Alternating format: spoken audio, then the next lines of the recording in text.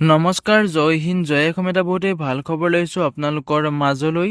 আজি পুনৰ নতুনকৈ চাকৰি আহিছে BSFৰ ফালৰ পৰা। যিহেতু BSFৰ ফালৰ পৰা কনষ্টেবল জেনেৰেল ডিউটিৰ কাৰণে কিছুমান পদ মুকলি কৰি দিয়া হৈছে 2026 বৰ্ষৰ কাৰণে।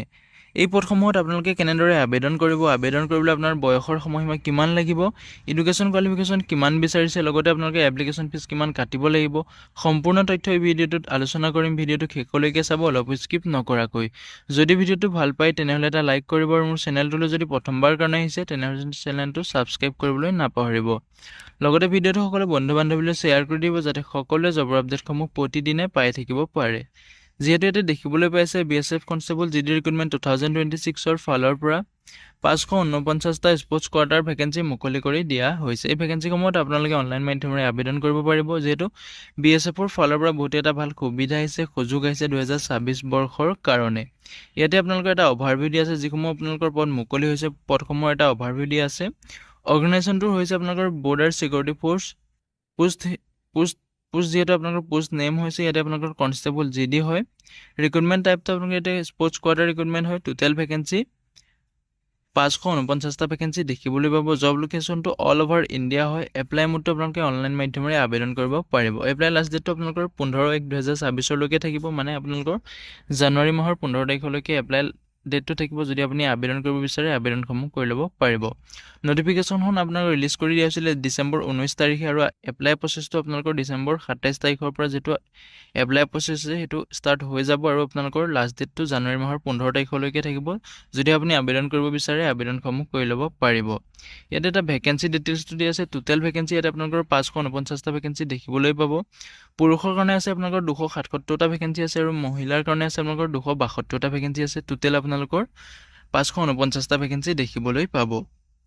ইলিজিবিলিটি ক্ৰাইটেৰিয়াৰ ক্ষেত্ৰত ক'বলৈ গ'লে এডুকেশ্যন কোৱালিফিকেশ্যনটো আপোনালোকৰ মিনিমাম 10 পাছ কৰি আপুনি পদসমূহত আবেদন কৰিব পাৰিব। এতিয়া স্পৰ্টছ কোৱালিফিকেশ্যন বিচাৰিছে, যদি আপোনাৰ স্পৰ্টছ কোৱালিফিকেশ্যন আছে তেতিয়াও আপুনি পদসমূহত আবেদন কৰিব পাৰিব।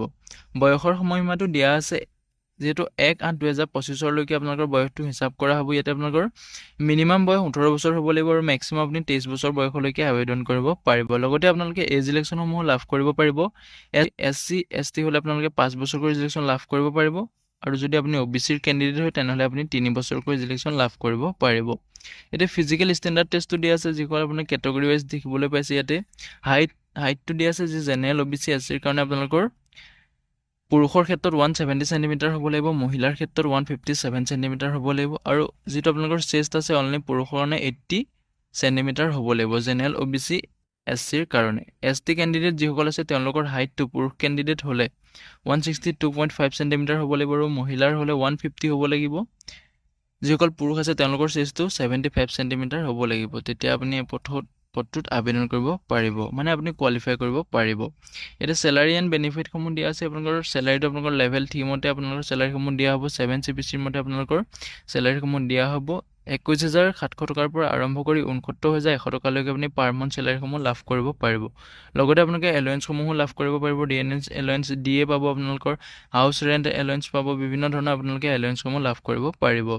চিলেকশ্যন প্ৰচেছটো ইয়াত আপোনালোকে যিহেতু ডকুমেণ্ট ভেৰিফিকেশ্যন হ'ব, তাৰপিছতে আপোনালোকৰ ফিজিকেল ষ্টেণ্ডাৰ্ড হ'ব, তাৰপিছতে আপোনালোকৰ যিটো মেডিকেল এক্সামিনেশ্যন হ'ব, তাৰপিছতে আপোনালোকৰ ফাইনেল মেৰিটটো মাৰি দিব। ইয়াতে আপোনালোকৰ এপ্লিকেশ্যন ফিজটো দিয়া আছে। জেনেৰেল OBC EWSৰ কেণ্ডিডেট হ'লে আপুনি 159কৈ এপ্লিকেশ্যন ফিজ কাটিব লাগিব।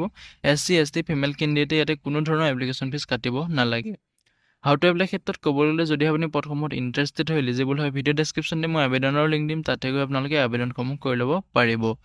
যদিহে ভিডিঅ'টো চাই ভাল পাইছে এটা লাইক কৰিব, আৰু মোৰ চেনেলটোলৈ যদি প্ৰথমবাৰ কাৰণে আহিছে তেনেহ'লে চেনেলটো ছাবস্ক্ৰাইব কৰি কাষতে থকা বেল আইকনটো অন কৰি থ'বলৈ নাপাহৰিব, যাতে প্ৰতিদিনে জবৰ আপডেটসমূহ সকলোতকৈ আগতীয়াকৈ নটিফিকেশ্যন পাব পাৰে।